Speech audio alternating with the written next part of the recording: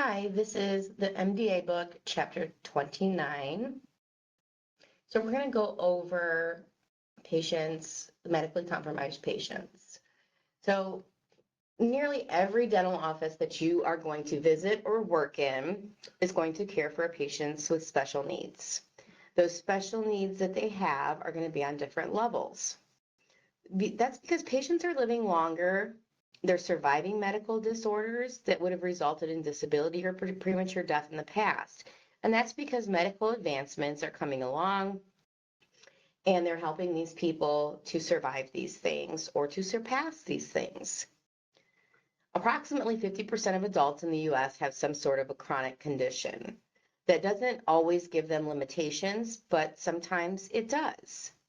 Approximately 1 in 4 adults have some sort of disability that does affect daily life and does give them limitations.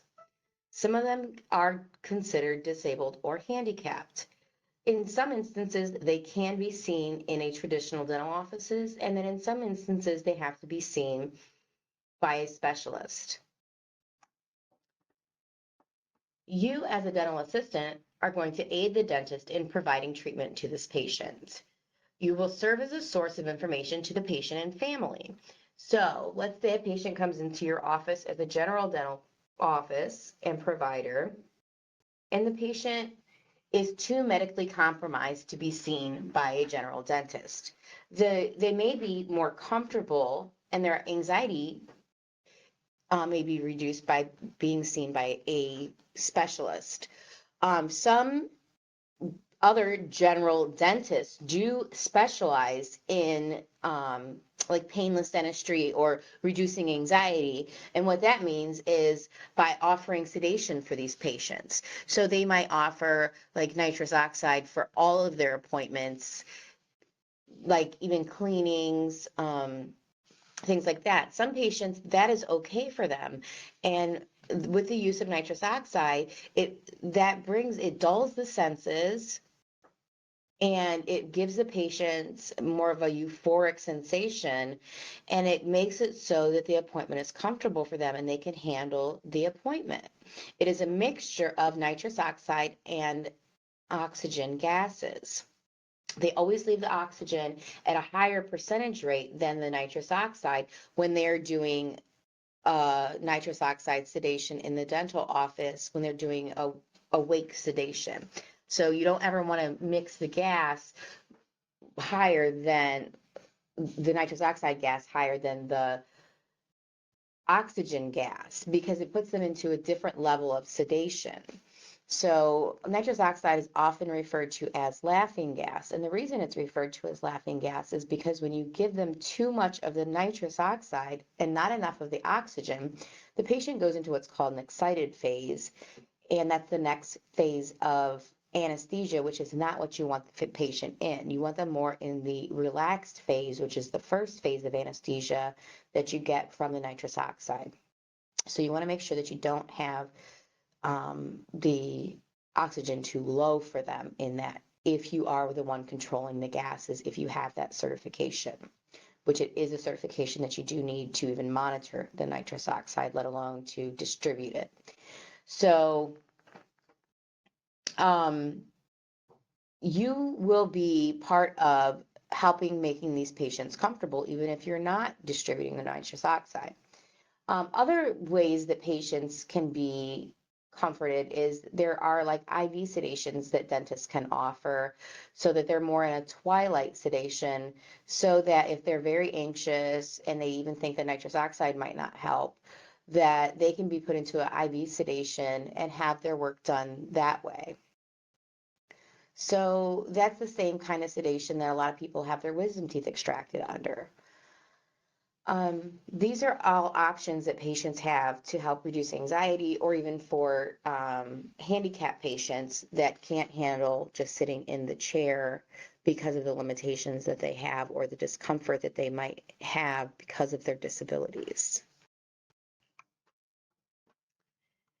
With the aging population, so we have a declining birth rate, meaning less babies are being born, and increased longevity, meaning that people are living longer. So the aging population is the fastest growing population in it's just crazy because with the stages of aging, the functionality or independent older adult is one phase of our elderly people. Then we have frail older adults, and we have dependent older adults. So these are three different types. They can all be the exact same age of person, but they're three different categories of adults. So what is the difference between them though? So a dependent older adult, they are completely dependent on someone else.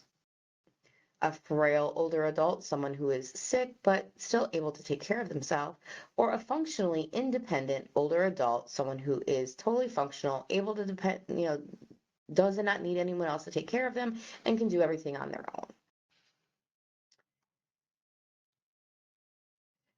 With oral health of the aging population can be faced with the special oral health issues. So with aging, a lot of people that are older take medications. Even when you're not older, you can take medications. Let me clarify that. But a lot of people that are older do take medications. And the number one side effect from taking medication, especially prescription medication, is what? It is xerostomia, which is dry mouth. Dry mouth leads to what? Dry mouth leads to decay because when your mouth is dry, you don't have the saliva in your mouth to wash away the sugars and the debris that's in your mouth. So it sits on your teeth that are dry because there's no saliva in there. And so those sugars and the carbohydrates sit on your teeth and rapidly cause decay. Also, they have recession when they're old. People are older. It could be from mechanical recession, like a toothbrush. It could just be natural recession. It could be from a lot of different things. But there are a lot of factors that go into why they could have cavities other than the normal reasons why we have cavities. So it's essential that we fill out their medical profile before they come back to help with their treatment planning. So with their oral health conditions, they could have xerostomia, which there is that dry mouth, periodontal disease, tooth decay, dark and brittle teeth, and bone resorption. So root caries, with aging, often the gums recede. That exposes the roots of the teeth, and the roots, in contrast to the crowns, do not have enamel on them. So without that strong enamel to protect them, they can get cavities very easy because with only cementum covering them, it leaves them very soft. Even though they don't feel that way to the touch, they are very soft in comparison to the crowns of the teeth that have the natural enamel on them. So they develop cavities very quickly on the roots and those class 5s. So we do have to be careful with that. With the special needs patient, here are the categories of patients going from 1 to 5 in Roman numerals. So we can have a healthy patient, we can have medical conditions requiring scheduling changes for shorter appointments, say maybe like they have anxiety, they need a shorter appointment, or they have a heart condition, they need a shorter appointment. Medical conditions requiring significant modifications in dental treatment for planning, or medical conditions requiring major modifications, including treatment in the operating room. So when I was a dental assistant, I used to do treatment in the operating room at my second office that I worked in. For 7 years, every Friday, we went to the operating room and we did dental surgeries on children or medically compromised adults and children that were medically compromised. But we would go into the operating room and we would put them to, we would not, the anesthesiologist would put them to sleep under general anesthesia. And then we would do all of their dental treatment in their mouth at one time while they were asleep. So it was actually a really cool experience. And we would do that in the operating room, and then we would see them back in the dental office in like 2 weeks just to check all of the work. So then there are serious medical conditions and only limited care. So some of those patients,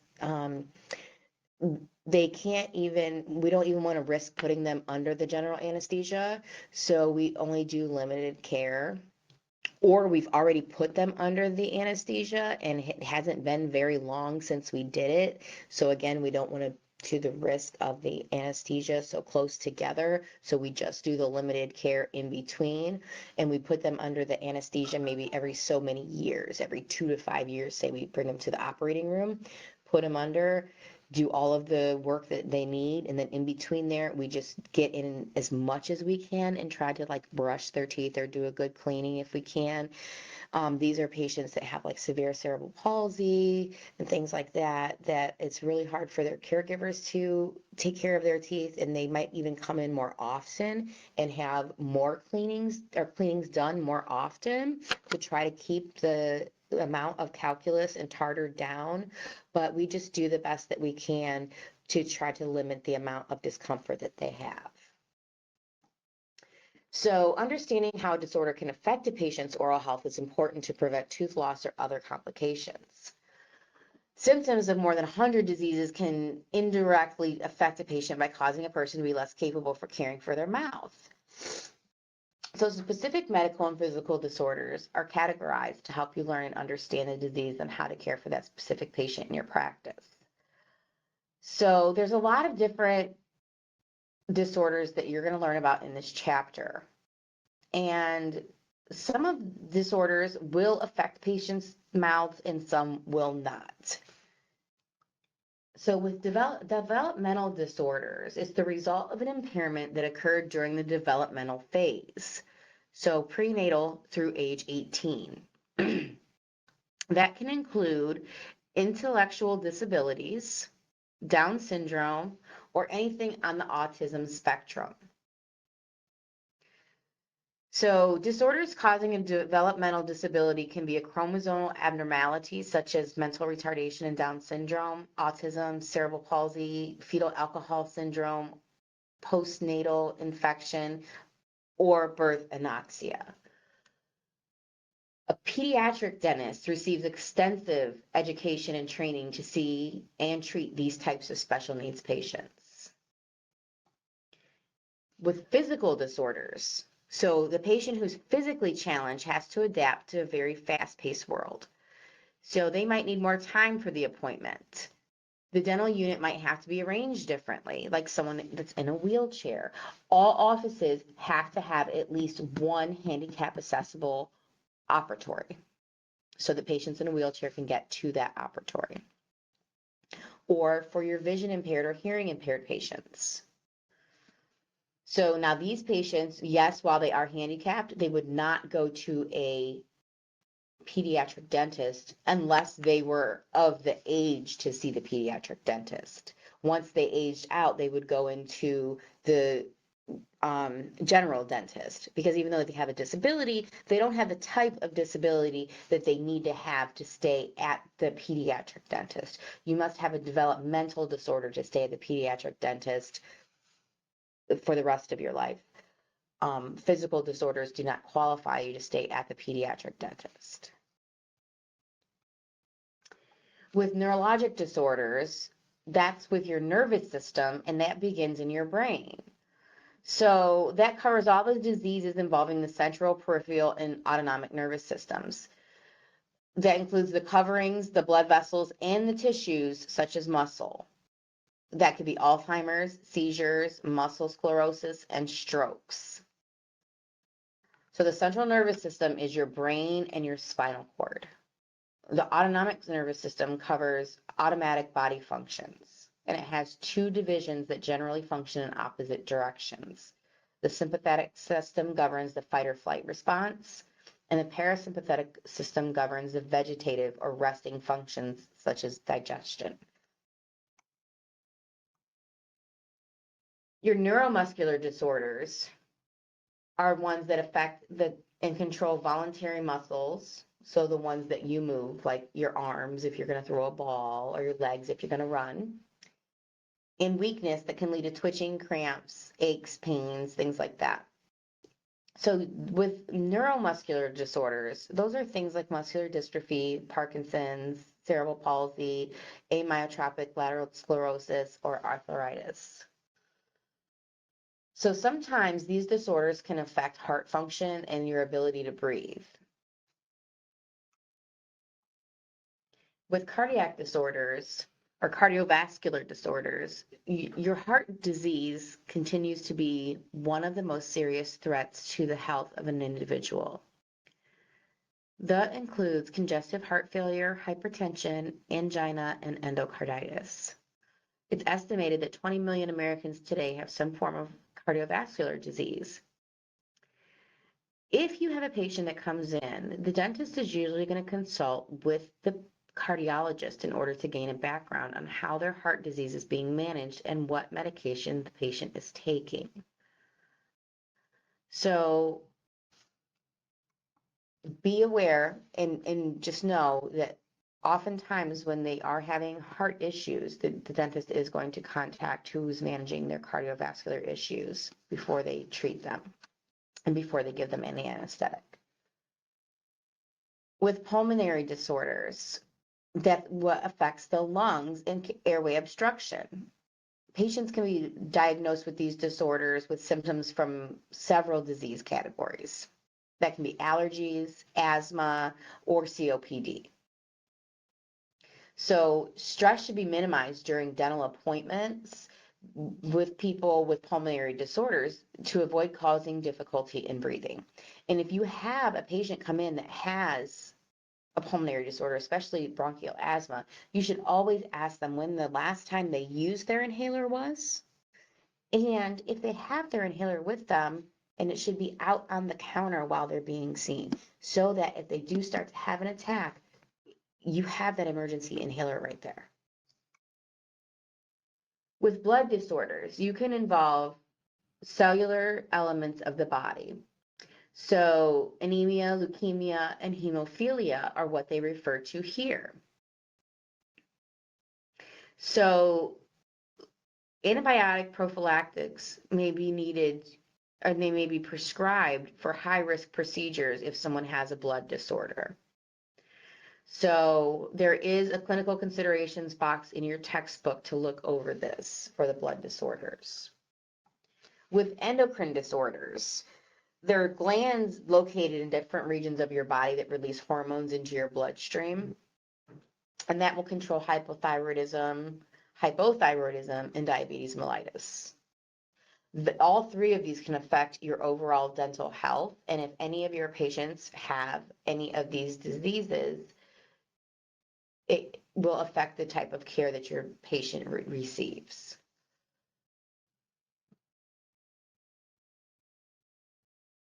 With behavioral and psychiatric disorders, they include anxiety, depression, eating disorders, bipolar, substance abuse, post-traumatic stress disorder, and schizophrenia. They can affect the treatment of dental patients because of the drugs prescribed, which influence the function of the brain. Oral hygiene might not be a top priority for a person dealing with mental illness. And they will also most likely get xerostomia because of the prescription drugs that they're prescribed. So patient cooperation and informed consent is hard to achieve when you have someone with behavioral and psychiatric disorders. So you want to be careful and mindful, I should say, when you are dealing with someone, particularly a patient with anxiety. Thank you.